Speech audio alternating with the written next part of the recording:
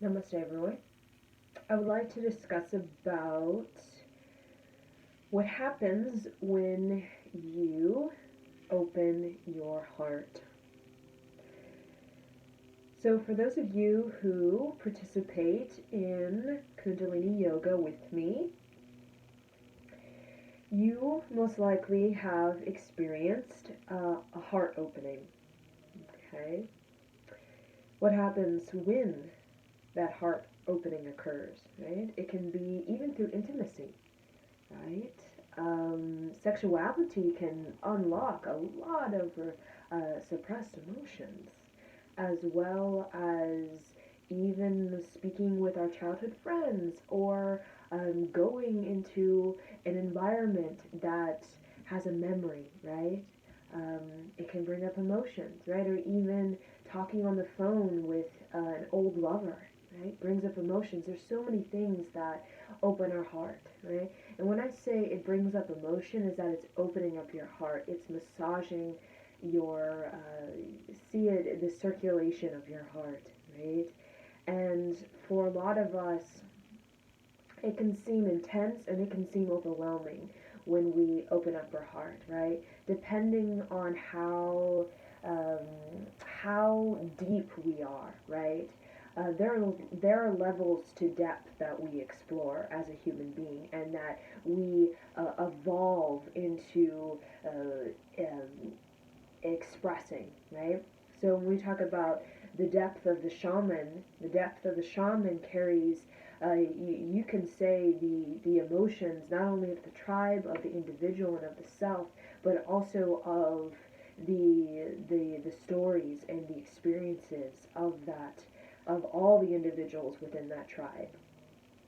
So that requires a huge emotional capacity to be able to remain elevated while you emotionally are connected to not just self individual but to your tribe and to the ancestors and the generations and every experience that has passed through the tribe, right, over a large period of time.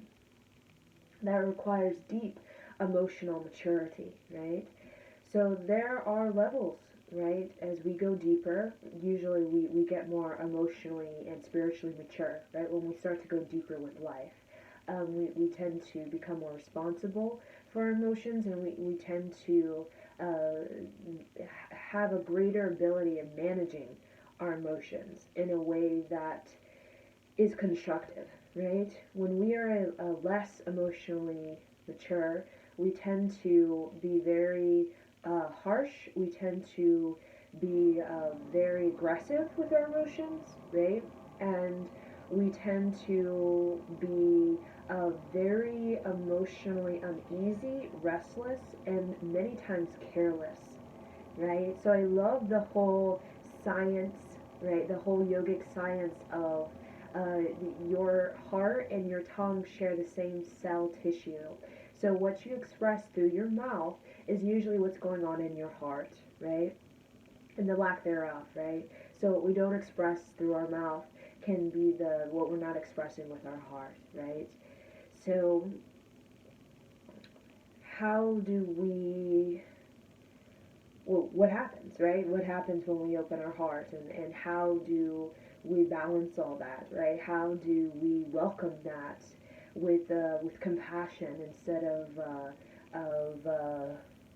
right, something's wrong with me, or um, what's going on, or I can't take this, or the pain is too much, or why is all this trauma coming up? Where is it coming from, right? That tends to be our sort of first response when these deep sort of emotions come up. And we must realize that a lot of these emotions are not just childhood, right?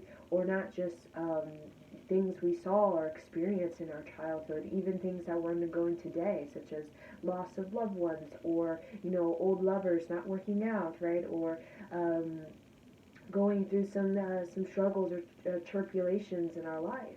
It can actually be past life as well, right? So we can't really know to the full extent what it is that we are grieving. right? Or what it is that we're emotionally reacting or responding to, right? That may seem like, whoa, right? So instead of reacting, right, which, right, is tend to what we go for, because in our society we see a lot more reactive behavior than responsive behavior, right? Reactive, we see that a lot, right? In just our shows, our TV, movies, in school, right? From our caretakers and our teachers, we see a lot of reactive behavior when it comes to emotions, right? Where we're it seems very aggressive, or it seems very harsh, it seems like judgmental, it seems doesn't feel very safe or comfortable or very cozy for us, right? It's kind of like, reactive is the emotion comes up, push it to the side, right? Be a man. If you're a woman, if you're right, if you're a little girl, don't go there, right? Right. If you're a little girl and you have some deep emotions, it doesn't make you look pretty, right? These are the kind of methods of dealing with emotions that we have. Now, we are evolving that, right? We are evolving that, and we're becoming more responsive, right? Responsive is that emotion is coming up. It is a time to care and nurture that emotion in the self. So that is more of the sort of self-psychology approach we're taking nowadays, and the reactive self-psychology, which is to kind of do whatever you can to hide it, or don't show it, or don't try to touch it, or don't chew it, definitely don't swallow it, just kind of do whatever you can to lock it away, right? We call it the skeletons in our closet. But we realized that has not really helped us to resolve deep core issues. And it doesn't really go away, right? It just kind of festers within us and agitates us, right? So we're becoming more responsive, right, in our self-psychology regarding emotions, where we're actually becoming more of a seekers of the truth behind our emotions, right? So that's why we're getting all of this self-psychology regarding childhood. Right? There's a lot of healing your inner child that's actually being applied in many cases in traditional psychology, or a form of therapy for adults who have emotional pain that's pretty consistent. Right? There's self hypnosis now for healing your inner child that's involved some sort of childhood neglect or abuse, or some sort of childhood trauma that could be severe, could be different forms. So we are more of seekers for how we can graciously resolve and heal our emotions, rather than kind of looking at it like some sort of beast that's staring at us, and then we gotta attack the beast, or we gotta like knock down the beast, or we gotta kind of cage the beast, right? But we never really learn what the beast is, and why is it there, and why is it sick, right? Or why is it aggressive? Or, why is it kind of lurking around, right? Agitating us, right? So we're definitely more responsive in the way that we're looking at our emotions from a more heartfelt place, right? In the reactive self-psychology, it's not very heartfelt. It's very strategic in a way that we're more using more strategic method of kind of hiding it, or we shame it, or we sort of blame, right, other people for it, but we don't really face it, and we don't really chew it, and we don't really swallow it, right? We talk about it, the problem of the emotion, and why it's there, right, from this person or this situation in my childhood, but we really don't care or nurture it, right? We don't really resolve it, right, and move on from it, right? Um, many people are still dealing with, for example, inner childhood anger. That a lot of people are dealing with that, regardless of age. 16 to 65. Inner childhood anger is a big one in our sort of emotional sort of pain, as well as our ability to deal with grief. right? Especially for men, grief is something that is we're very unresponsive to grief, right? Especially as a man, right? In our sort of manhood culture. So, what when you open your heart, right? What does it mean when you open your heart? It means that you're experiencing deeper emotion, right? That's what it is. So when you open your heart, it's beautiful, right? In the way that you open your heart and you become vulnerable and you express love or you express compassion towards yourself or towards your loved ones or people you find endearing, right? But in the sort of depth of it, depending on how you can say again, there are levels to your ability to handle emotion. So if you get big emotion coming out of your heart, you very much you have a large capacity to feel. Like I said, the shamans have a very big capacity to feel because they're the ones that have to navigate not just the self, individual, in tribe. They do all of that into a liberated plane of existence. That's kind of their duty to the self, individual, and tribe is to, my oath, right, I make to the lineage of shamans is that I will try my best to bring this tribe into a liberated plane of existence, right? So what that means is that liberty, right? Liberation is really starts with the heart, right? And it starts with opening up the heart. It starts with resolving the heart. It starts with caring and nurturing the heart, right? Because when we think of, right, liberation, right, celebration, when we think of communion, or when we think of um,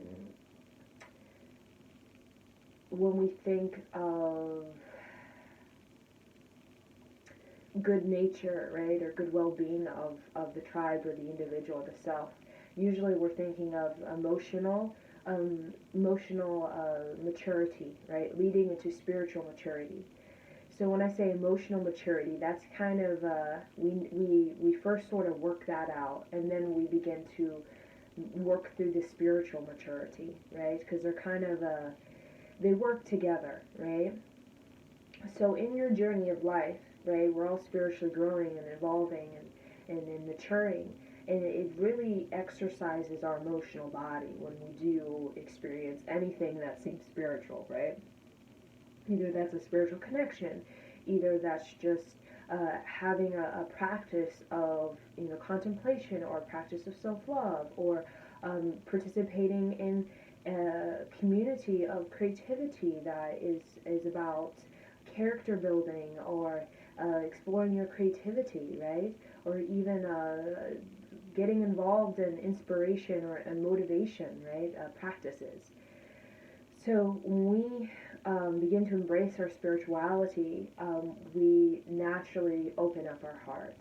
And for a lot of people, that can be a little bit, right, that can be a halt or a reason why many people are not consistent or why many people feel a little bit shooken up, right, or unnerved by their spirituality because their emotions, right, it comes up and we talk about that a lot. Even self-psychology, if you are very active in that sort of community, that stuff comes up, right? The stuff we talk about, um, and we we we know, right, in opening our heart, we're going to get a greater response from the universe, right? Greater response from just people around us, from our tribe, from our family, from just our people, and we're just going to get a better response even from our own sort of creativity and artistry and what we have to say, right? It's going to be it's going to be more wholehearted and heartfelt, and therefore it's going to have a lot more magic to it, right? The emotions bring magic, right, to everything that we do and everything we draw into us. It becomes a lot more magical. But right, um, for emotions to be magical, especially when you're in it, right? When you're in it, you're opening your heart, and something's moving through you that could be big pain, big trauma. You have to have an ability to sort of, or tool, right? You have to have some sort of tool to help you move it through, right? Because in our reactive methods that we use, very common, to cope with that big emotion that's moving through, we don't actually move it through. We feel it, we kind of feel it moving through us, but it doesn't actually move out of us. It doesn't actually express, it doesn't actually reveal itself to us. It's kind of like it comes out, peeks, and says hello, and then it kind of goes back in, right? Hello, and then it goes back in, right?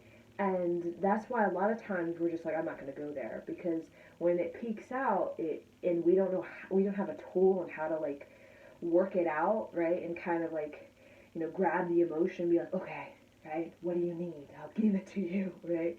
When we don't have that tool, it's like it peaks out, and we're just like, and then it goes back in, and we're like, that is just, it can be frustrating, right? When you're dealing with an emotion that, does that little peak, papa, what is it called? Papa-doo? Peekaboo? Peekaboo, right? Kind of thing. It can be frustrating for us when we don't have the tool on being able to sort of move it through, look at it, grab that emotion, right? Sort of, and then nurture and care for it, and let it kind of, let it mend, right? A lot of us, we have no idea how to mend our deep emotions. We have no idea, right? So we become more reactive in the way that, oh, I'm never going to love again, right? Love's not for me. I'm not good enough for love, right? Do you feel what happened there? My shift of energy when I became reactive, I became very aggressive. It's almost like I was attacking my emotions, right? Or I was attacking that, peekaboo, right, that was coming out, and, like attacking it, right? I became very judgmental. I became very harsh, right? And very agitated, right? And that's what we do because we just don't have a tool. So I'm going to give you a tool for opening up the heart, right? Like a meditation, right? Because a lot of my sort of Kundalini yoga, or any real Kundalini yoga in general, is going to open your heart, and it's going to literally move some emotion around.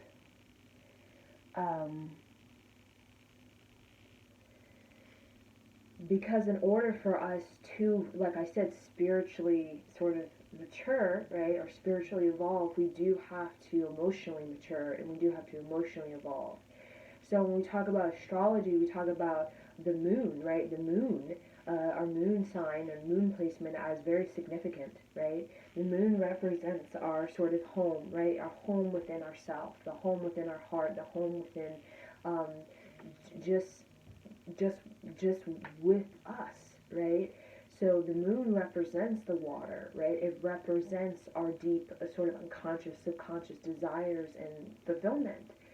So when we talk about maturing through the moon, right? The moon placement is a way for us when we feel a more emotionally steady.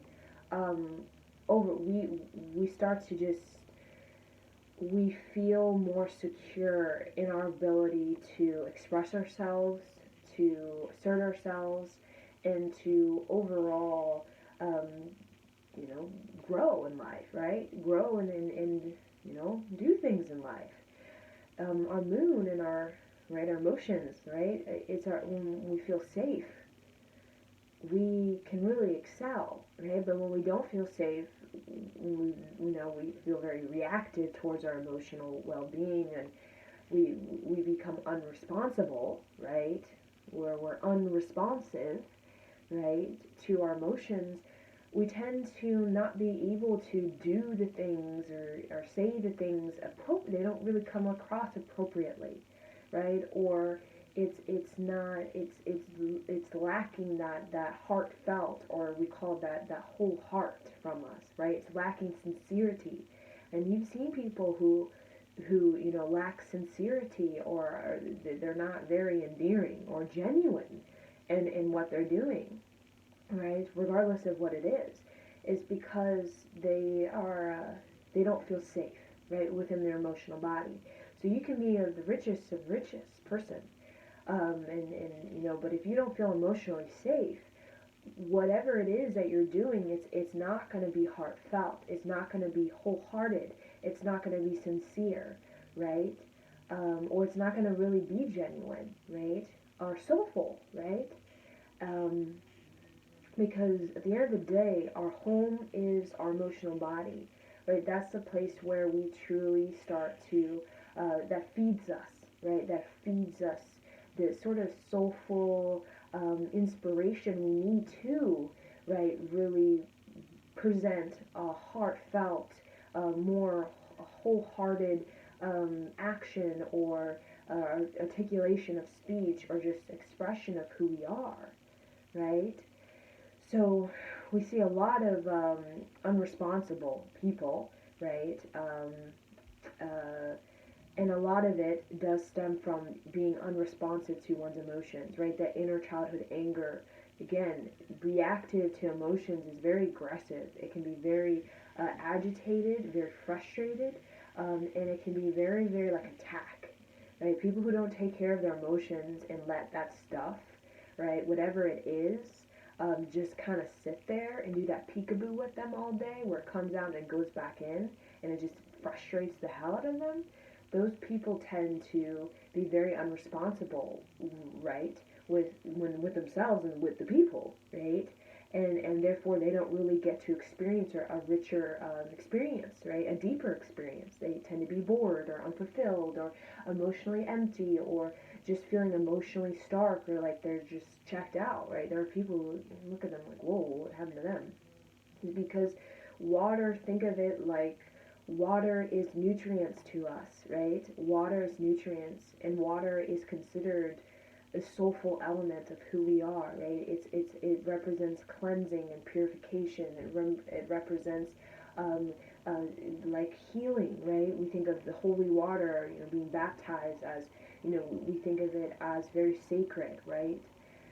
And when we don't really ever experience what it is to have a sacred emotional cleanse or have a sort of sacred emotional, sort of release or purge, or, your emotions are kind of like cleaning you out. When we never have experience of that, wow, like we don't know what it's like to have deep connection or deep conversation or deep sort of artistry or just a deep sort of articulation of who we are and what we want and what we need, right? Having our whole life never having that sort of emotional sort of purification or cleanse or sort of that emotional fulfillment through our ability to respond and care and care and nurture for the opening of our heart, which is very vulnerable, very sensitive. It requires a level of sort of participation, right? Like it requires a level of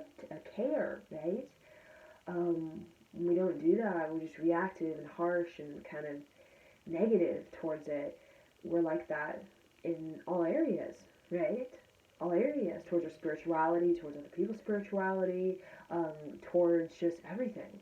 We become frustrated and agitated and aggressive, right? Towards everything, right? And therefore, when it lacks heartfelt and it lacks, whole heart, it really lacks integrity, right? So our emotions, when we care and nurture them, they give us a gift. When we respond to them, right, what they give us in return is they give us integrity. They give us an ability to really follow through, right, on follow through on our moon, right? Our moon is about the places, the things, the people, the experiences that are really going to enrich us, right? Enrich us emotionally, so that when we're enriched emotionally, we can start to mature spiritually, and then we can start to really offer this planet and really gift this planet with more of a mature sort of outlook and mature sort of perspective and a more sort of soulful and liberated life force energy rather than agitated, aggressive, like stubborn. I love love, na na na na na na na na na, like that kind of thing, right? Um, so this little meditation I will give you for this particular, because and I want to discuss about women particularly, because women, you have your menstrual cycle, right? Um, so women, it's a when it comes to opening up your heart, when you are ovulating or when you're about to ovulate, you'll be able to track it. It'll be different for every one of you, right? Women out there. When you are on your period, again, it could be ovulating, it could be days before, it could be right when you're about to have your period, like, right on it, after you kind of map that out. There's a period, could last for a week, right? Could be more, where you feel your heart is opening, right? But you also feel, again, you feel the emotions of it, right? And as um, for me, it's when I'm ovulating that my heart is open most. That's when I'm most sensitive, and that's when my emotions are very deep, almost painfully, very deep, right? Going to the depths that I don't even know where these emotions are coming from, right? It's beyond just childhood or beyond just a fear, right? It goes beyond that. So this meditation can help you, because I feel all of us women have that, because we women, like I said in other videos, um, our heart chakra, right? We have a bigger capacity to feel than men. We have an arc line from nibble to nibble that men don't have. Like we carry our whole lineage of women within our arc line from our nibbles, right?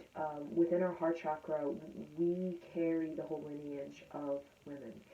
Men do not, right? In their heart chakra, they don't, right? They carry the ancestors within their within them, right around them. But we women, particularly, um, we are we take on a lot of the emotional sort of clearing and purification, as well as like the sort of emotional experience that happens right within our lineage of women, and just within our family sort of experience right throughout time, because we as women, right, we're special, right, because we actually do have a stronger ability at dealing with emotions, right, and we've seen that, where emotions get high, and then they kind of tap out. They're like, whoa, what is this going on, right? They're like, I don't know what to do. But women usually, we're the ones that can handle it, right? Right, we can handle those deep, deep emotions. Now, men, they can handle them as well, but us as women, we we go a little bit deeper, right? Or a lot deeper, right? When we talk about um, uh, like sexuality for women, we don't realize, and men don't realize, but sexuality actually, sex with men means a lot to us. Either we are aware of that or not, right? Because again, when we experience a deep emotion with a man, when we have sex with a man, basically we are opening up our heart and opening up deep emotions. So that's very sacred to us, right? It means a lot to us, right? When we open our heart and, you know, share the depths of our emotions with a man, right? While men, as you can see, men, they don't really see it like that, right? They don't see like I'm opening up my heart and going into the depths of my emotions with this woman, because they're more in their sort of primal energy, right? They're more into their lower chakras, about the physical sort of passion and fire. Well, us as women, we're more about, we can be very emotional, right? We can be very sensual and emotionally charged, right, by it. While men can be like a fire, like very like in it, like the grounds, like that kind of thing, right? Um, so this meditation can also help with that. with, the emotions that come up when you are, experiencing intimacy with a man. And this also can help with men who want to have a greater capacity at being heartfelt, right? Having a whole heart, so that what they can offer, either their coworkers, their boss, they are a boss, their lover, their children, is more sincere and has more integrity in the way that it's more soulful, right? And soulful isn't necessarily like, it's a frequency that you emit, right? It's not necessarily what you say or do, it's just the frequency in it, right? It tends to be more soft, it tends to be more compassionate, it tends to be more responsive to what a lot of people are not, right? Such as, um, you know, everyone, the desire to wanna, you know, to be in a tribe, right? Or to have a gathering, right? Or have a communion, right? In the sacredness of that, right? To have a bond, right? To have a kindred sort of bond, right? To have a platonic sort of play and enjoyment, right? We don't really look at those things. We kind of think, oh, I don't need it. That's not important to my bank account, right? But it is, because that's what feeds us the sort of like, right? That sort of like, that sort of, that really gives us, right, the sort of heartfelt and the whole heart to create, that's, that's, uh, that's more impactful, right? And nourished. There's a lot of people who create and they're not nourished, and there's a big difference, right? When someone's not nourished, what they tend to create tends to be, it's depleted, it can be draining, and it's not very helpful, right, to the self or to others. People get bored, they're frustrated, or it's just not in the flow, right? It could be like an attack, and a lot of people do that where they're attacking, um, ways of trying to get what they want, right? And it ends up being just very disinspiring and a lot of times irresponsible to the tribe, because the tribe needs you, right, to be heartfelt, to be wholehearted, because the tribe is about, through emotional maturity we can have spiritual maturity, and that's when we can start to really get, right, ourselves um, respectful, right, to each other, right? I mean, that's when we can really become wise, right, as a person, right? Um, so, meditation, you're just going to have your hands over your eyes, and you're just going to chant. You're going to kind of just close your eyes and put your hands over your eyes. So, chant. Guru, Guru, Wahe Guru, Guru, Ram, Das, Guru, Guru, Guru, Wahe Guru, Guru, Ram, Das, Guru. So your eyes are closed and you're kind of focusing on like looking through your heart, the center of your heart. So your eyes are closed, but you're kind of rolling your eyes back and you're kind of like your eyes are looking through your heart and you're looking into your heart, right? And you're really looking into sending that sound current into your heart and allowing that sound current to help you to move through those emotions and to move the emotions fully through you, kind of like kind of letting the rain come, right? The rain's been wanting to come, but it needs, right, something to just give it that extra oomph so that the rain can come and so that the land can be nourished, so that the land can have more nutrients. So see it as kind of moving through that emotion and letting out the toxicity of the emotion, the negativity, and really letting in that sort of flow, that river, that sort of rain when it comes to emotions, where you tend to be more responsive, right, in your way of caring for emotions that are deeper than you'll ever know.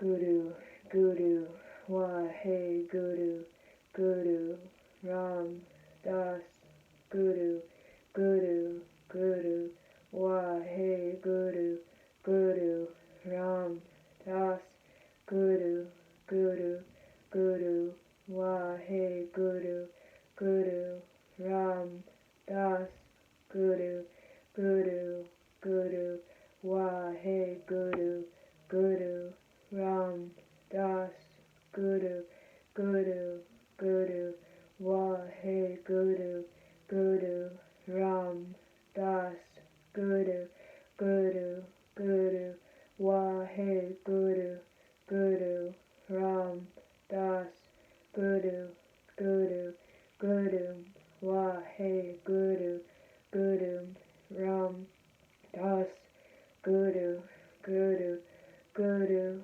Wahe Guru, Guru, Ram Das, Guru, Guru, Guru, Wahe Guru, Guru, Ram Das, Guru, Guru, Guru, Wahe Guru, Guru, Ram Das, Guru, Guru, Guru, Wahe Guru, Guru, Ram Das, Guru, Guru, Guru, Wahe Guru, Guru, Ram Das, Guru. Inhale.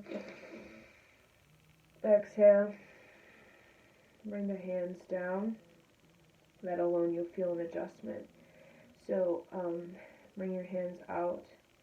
Fingers like this. The ring finger, the sun, Venus finger down like this. Kind of have it here like your breasts, right? Your nipples kind of like this. And we're going to do a different mantra. This one's a call. So, a call.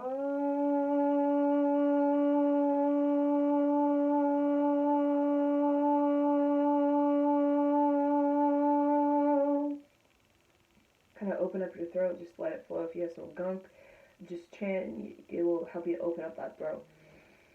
A call.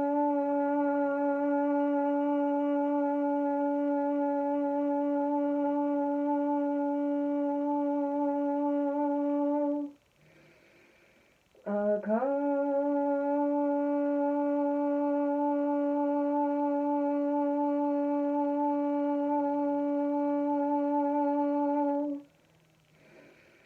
A call.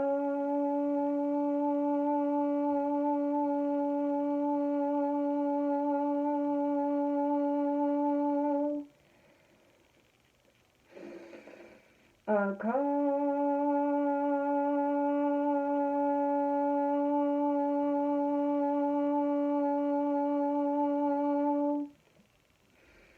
A call.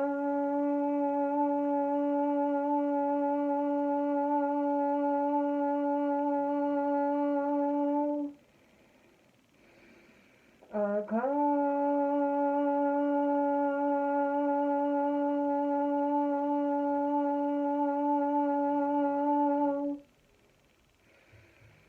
A call.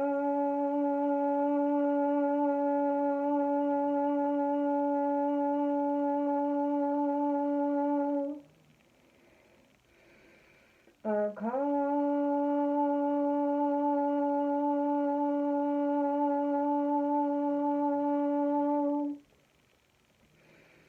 A call.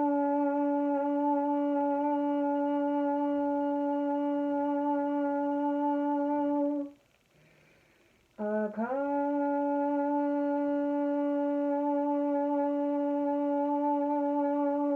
Inhale. Exhale. Bring your hands down and kind of cup your sort of navel, sort of kind of holding it, right? Just below the belly button. Tuck in that chin. We're going to again use a different mantra. Hum-mi hum, ram hum. Hum-mi hum, ram hum.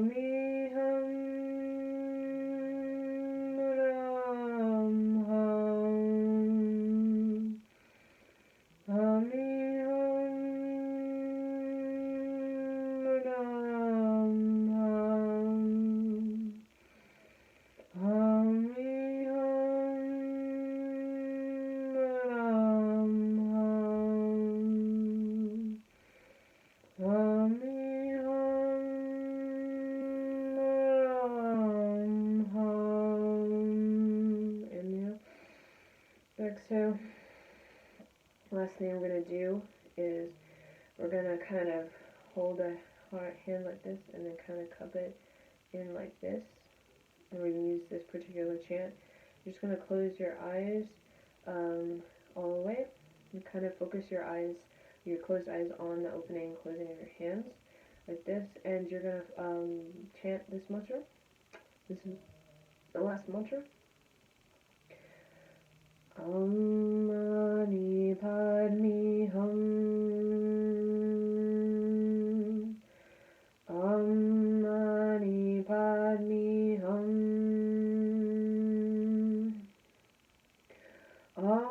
Mani Padme Hum.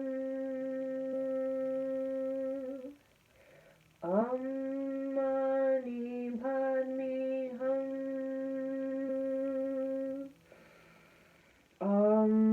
Mani Padme Hum.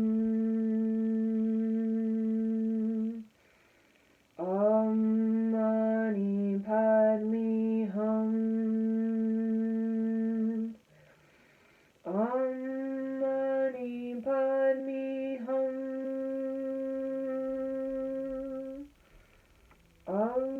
Mani Padme Hum.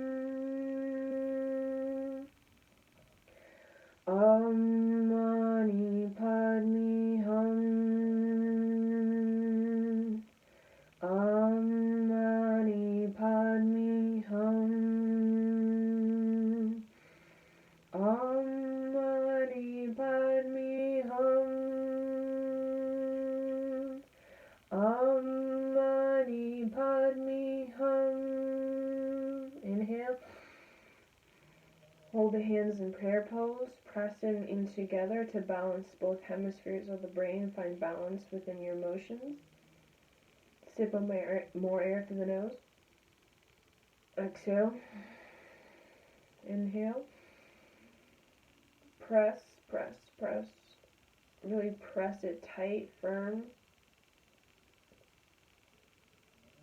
Exhale. Last time, inhale.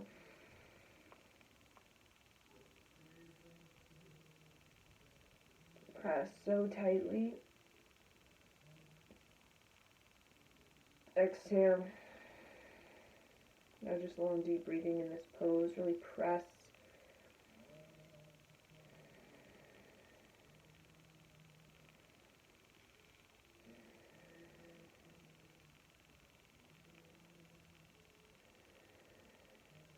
Really press, press. Find unity, communion, balance within your emotions. Become responsive, responsible, able to respond to your emotions. And if you cannot respond, you become reactive, meaning you're active in your emotional frustration, pain, trauma, whatever it is. You're active in it, meaning you're actively taking action based off of that state. We want you responsive, responsible, able to respond, meaning you're not going to actively participate, right, in that emotional pain, trauma, negativity that's going to create actions. You're becoming more responsive. You're looking at it, you're observing it, you're giving it what it needs to. So continue to breathe long and deep. And really press this balance into your heart.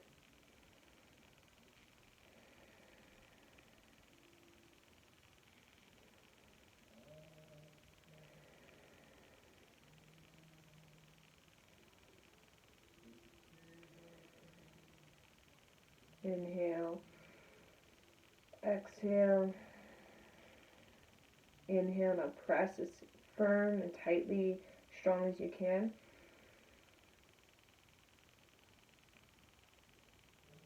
Exhale. Relax. So there you go. That is a meditation, right? A kriya for really working through your emotions, right?